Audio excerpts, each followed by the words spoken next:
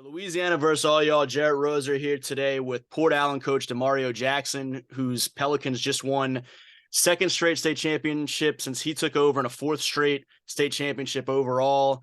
They went out to Lake Charles and came away with a 73-56 defeat of Winfield to bring home the latest crown.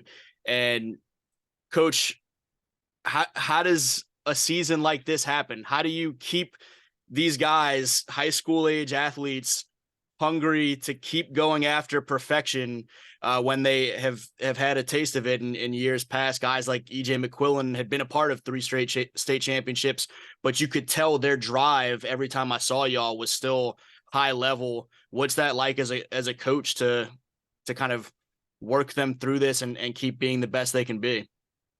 First, man, doing these things, I always like to give credit to God, man. I definitely want to thank you for having me.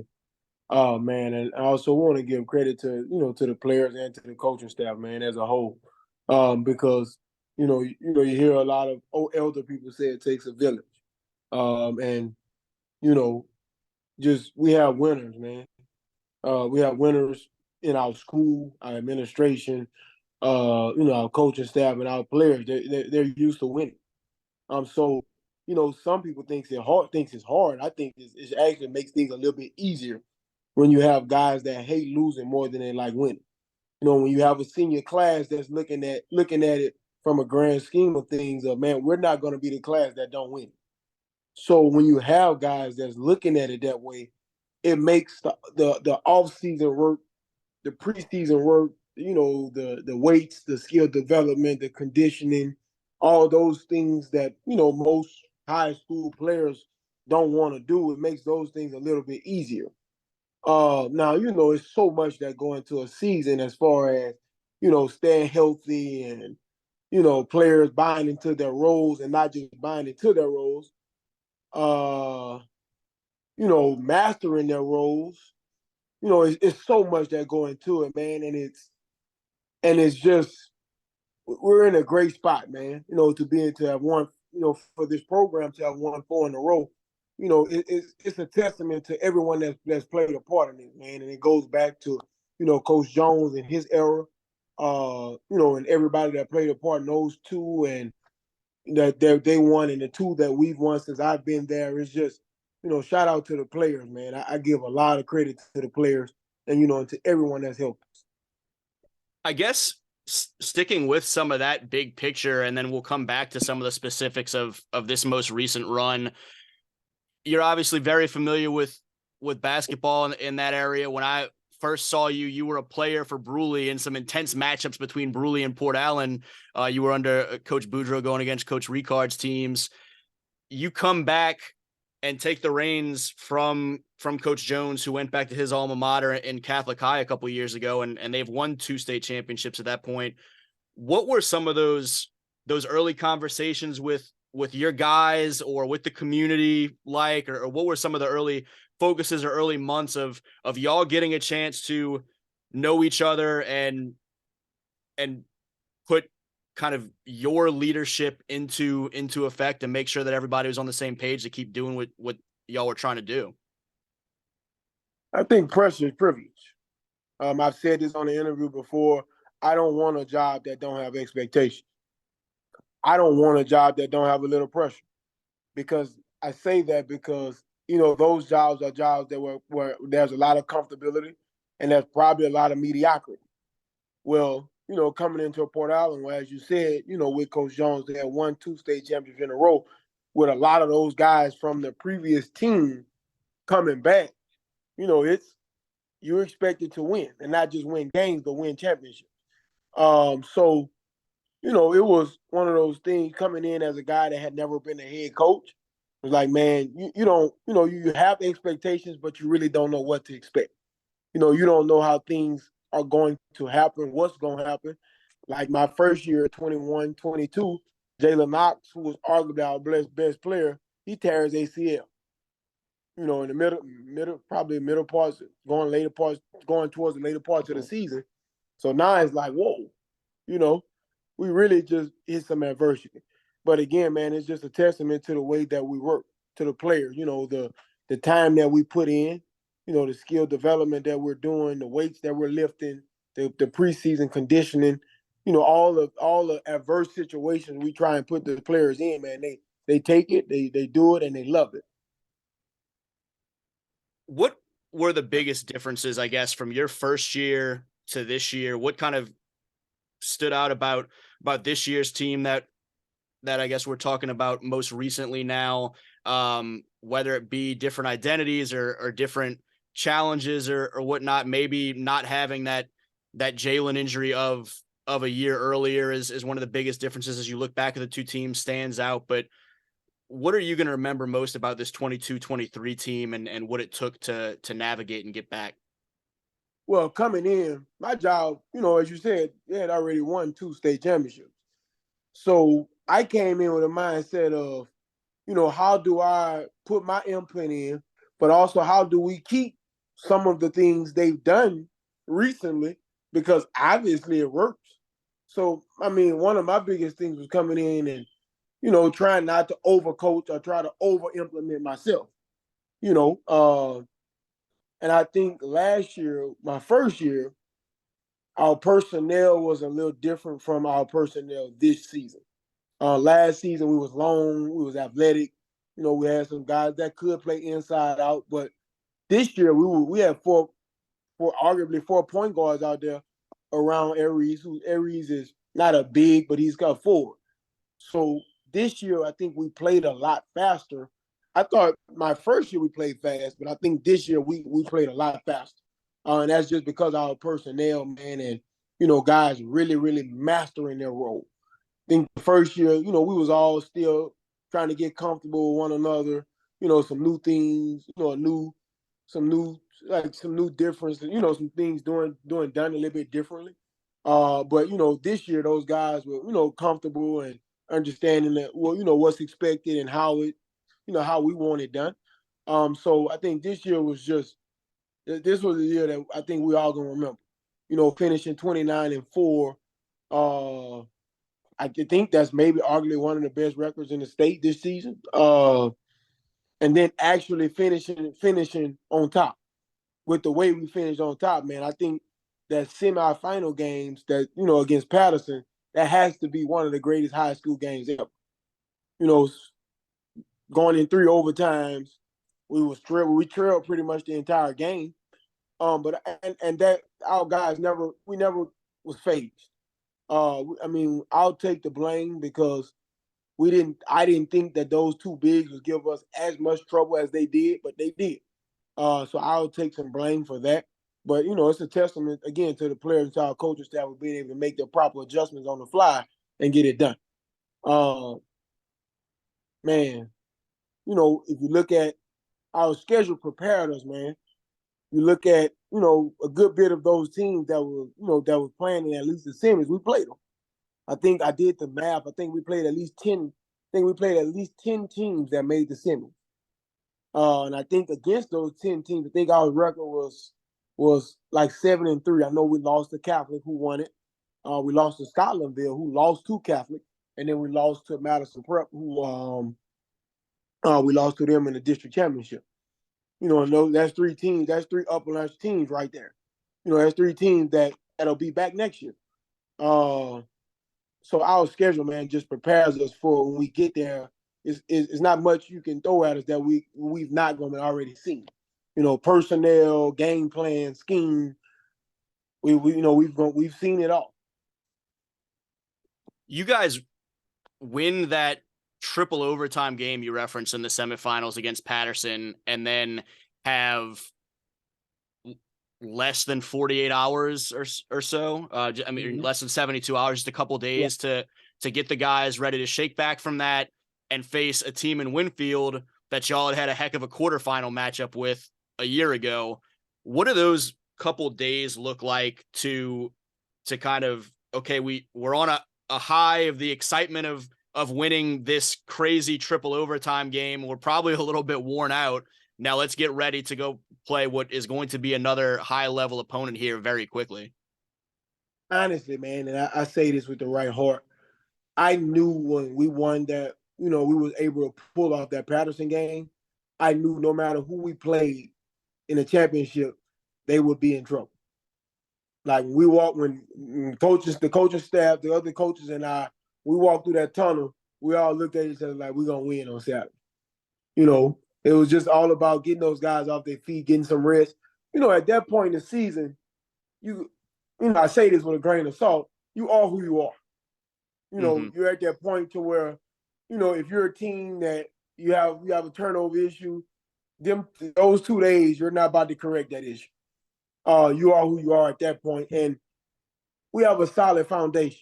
I mean, we build our foundation of being able to guard the basketball because we feel like that gives us a chance every night. So those 2 days, man, we got a lot of rest.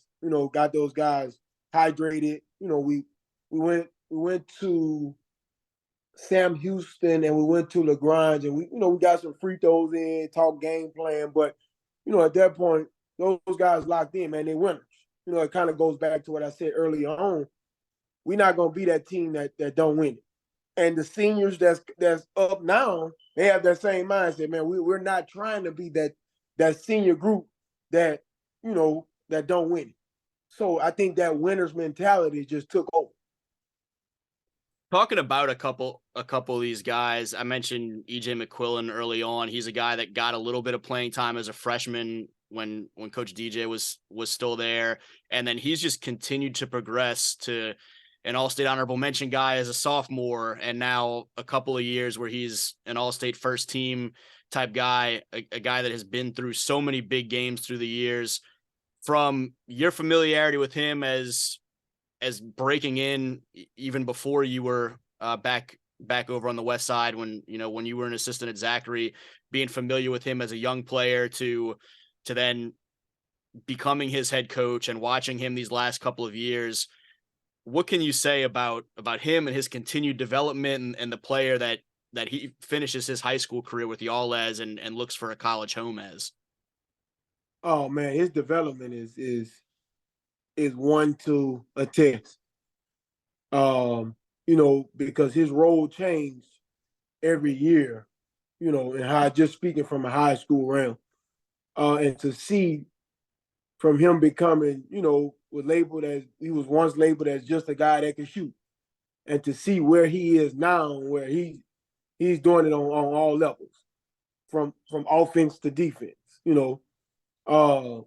that's a testament to EJ, man. I know for a fact, I'm not taking any credit because you're talking about a young man that we start school at 8:15. You're talking about a young man that at 5:30, 5:45 in the morning, that young man in that gym. Or he's going lift with his dad. Or he's going play open gym, just steady working. So to see the success that he's had, just in the 2 years I've had, the ability to coach him is one to remember.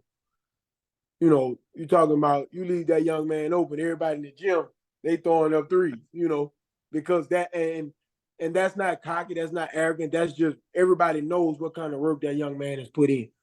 And just to see how he took over that Patterson game, like Coach, I remember this like it happened yesterday. Coach, we not losing this game. That was his exact words in the third quarter when we was kind of we was chipping at it, getting back in, getting closer and closer. Coach, we not going home. In that order, Coach, we not losing this game. There's another timeout. He came back and he said, Coach, we not going home, I promise you. And I'm looking at him like, yes, sir, let's go. We're gonna ride. We're gonna ride you. We're gonna go as you go. And him and Isaiah, man, they just completely took over that game, man. And that was great to see. But EJ is gonna be successful in whatever he does, wherever he goes, whatever school is lucky enough to get him, he's gonna be a winner. He's a winner. He knows how to affect winning day one. I think EJ has a chance to be a pro one day. And that's that, the work ethic, his game is so smooth, man. It ain't much. It's nothing he can't do on that floor. He can go right, he can go left, he can make over three, he can shoot it off the dribble, he get to the rim, he's athletic, he dunk it on you, he defend 1 through 5. Like he was our Like people didn't know how to guard us because you can't put a big on him because the big probably is too slow. Where if you put a little guard on him, he has a really good post game too. So it's not much he can't do on that basketball floor, man. And but we talk about the basketball side, but EJ is an awesome young man of character. Yes, sir, no, sir. Yes, ma'am, no, ma'am. 3.6 GPA, ACT 18. Just young man that's gonna be very successful. You mentioned I say his partner in crime in that backcourt, but one of them, because y'all did have several guards in that lineup around Aries this year, but completely different story for Isaiah Howard, who y'all get before this year. And so he had to kind of find his way and acclimate. And when I saw y'all, he was one of the most creative and fun ball handlers and distributors that I think I'd seen at the high school level with some of the passes he was able to make. At times, I'm sure when you're doing some of the behind the back passes or no look, it can make a coach a little bit weary until you see how well he is executing. It seemed like every single time. What was it like to get Zay into the program and build that relationship and that rapport with him, coach, player, and as a teammate amongst the rest of the guys, and watch him become such a key piece of what y'all were doing? 2 words: a blessing. Man, the things that young man could do with that basketball at the high school level, all I can do is shake my head. And I'll be honest. I would go into a game knowing Isaiah would have at least 3 or 4 turnovers. But with every last one of his turnovers, I was fine with. As long as it wasn't a turnover, I felt like you're too good to have that turnover. Mm-hmm. You're too good to dribble the ball off your leg. Your handles are too good for that. But having somebody like Zay, man, it makes our job as coaches so easy because he's a walking fast break by himself. He gonna get the rebound and he's outrunning everybody down the floor. Sometimes he outrun himself. And him, man, him being able to see the game the way he see the game, and his IQ on the high school level is off the charts. I think, and you probably would call me biased, I think when it comes to saying legit point guard, I feel that Isaiah Howard is the best point guard in the state. And I don't say that lightly. And I don't think it's too many that could disagree with me. Because he see it. Before you see it, he already see it, I promise you. But we have to slow him down in practice. Like, Isaiah, hold on, but this practice. He don't. I say that to say he don't know any other way how to play. That kid just go out there and play as hard as he can. And I think everybody is intrigued with how well he passes it, how well he scores it. I love the way he rebounds. I think that's one of the things that goes unnoticed. Like, he averaged 8 rebounds for us, and 4 of them was offensively. So just thinking about all the extra possessions we were able to get just off having a point guard that's willing to rebound. And he make his teammates so much better, man. They know that when he got that ball, you gotta have your hands and your feet ready because he sees you. And man, just the things he's able to do and how he makes his teammates so much better and the unselfishness he plays with. Isaiah is someone that could easily average 25 plus because I don't think it's any high school guard that can really keep him in front of him. But he'll rather have 20 assists and 10 or 12 points. That's who he is. And in today's game, that's hard to find. That's really hard to find. And I say this, and I say this with the right heart as well. I think those 2 guys' recruitment is definitely should be better than what it is. But I understand that, everybody wants to win right now. Everybody wants to go touch the transfer portal. But I know for a fact those 2 guys can affect winning right now. And I'm not just talking about winning on the basketball floor. I'm talking about in the classroom. I'm talking about in the community. I'm talking about, those 2 young men are young men of character.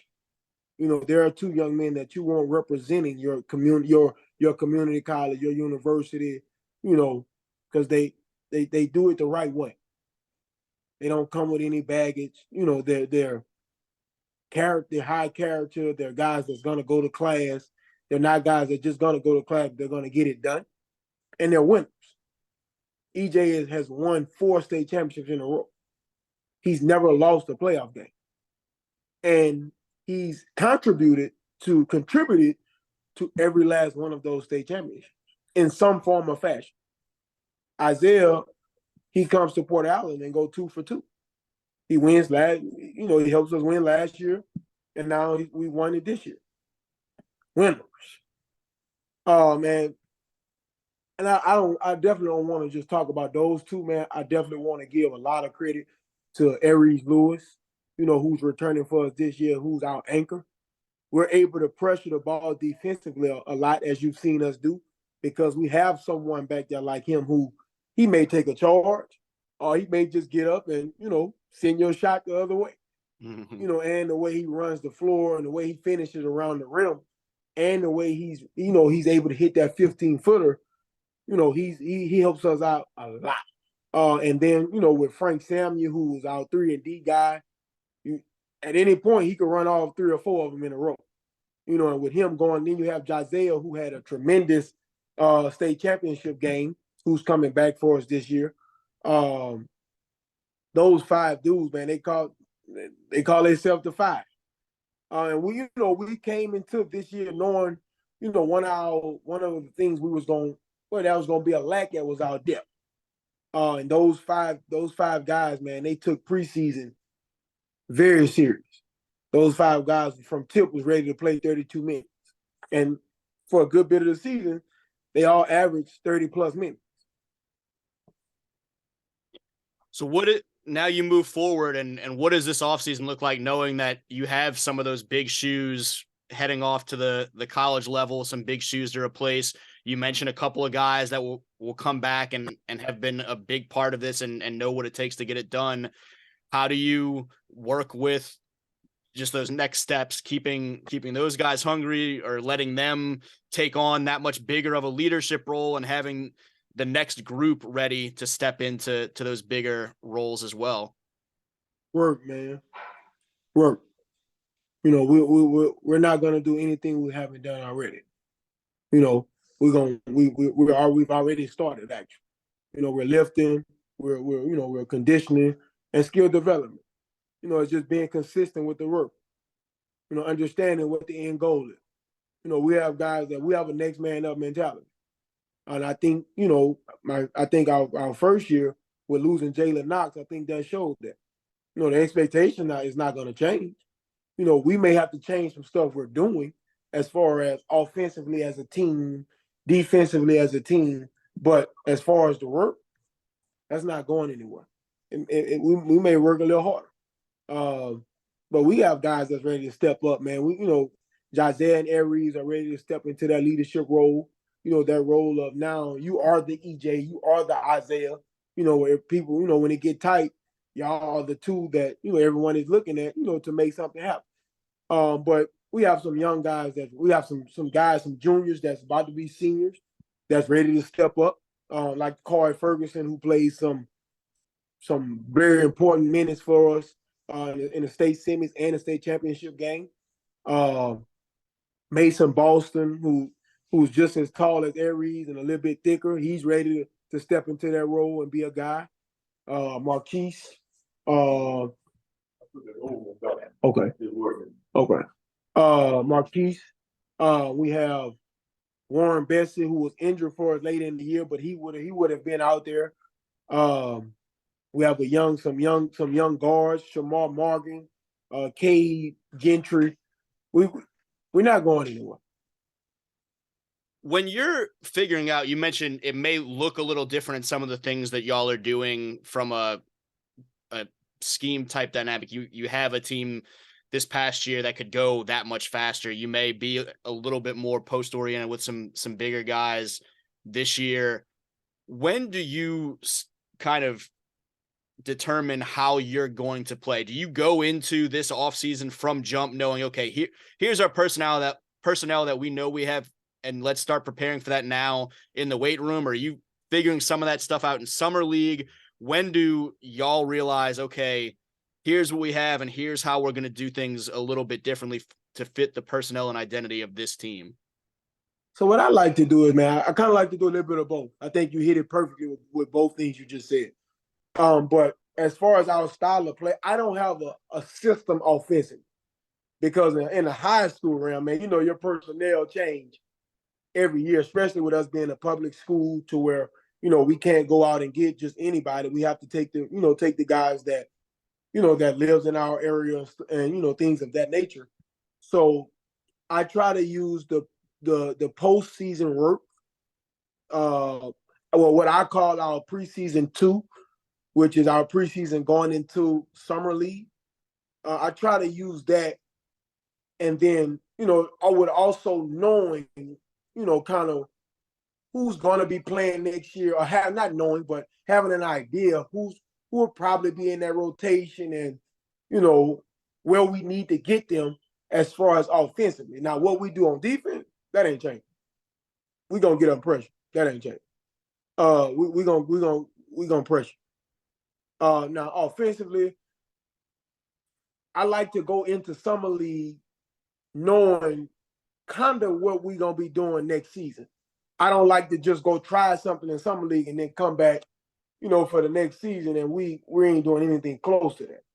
Now again, you know, personnel change from time to time. You never know who's gonna move in, who may show up on campus. You never know, but I at least like to have a blueprint of what it'll look like come November. And in the summer, we try to master that blueprint, because if we can master that part, then we can design that thing kind of however way we want it to look. So right now, I have a great idea of what we're gonna look like this summer. But you know, we're still working, and we have some. We always set a goal. We always find one player. We set a goal, and we look at that player and say, man, if we can get him to this point, that means everybody else got to at least that point. So, you know, we for right now, I'll just give an example. Like Warren Bessie. Warren is a guy for us that we feel like can possibly get to a point to where he can do it all for us. So we're pushing him a little harder than we're pushing others. And and you know, everybody don't understand when we say that, but you know, we're on him a little harder because he's that test tube for us. Okay, if we can get him here, that means someone else around him got better as well. I won't, you know, go into detail that much, but that's kind of how we label things.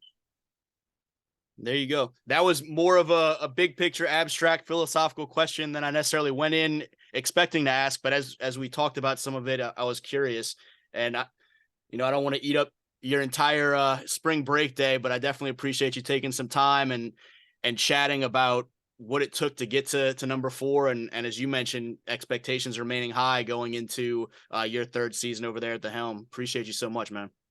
Man, thank you for having me.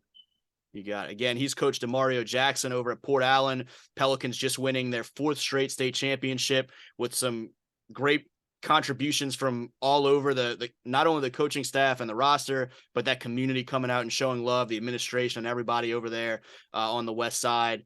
And for Louisiana versus all y'all, Jared Roser.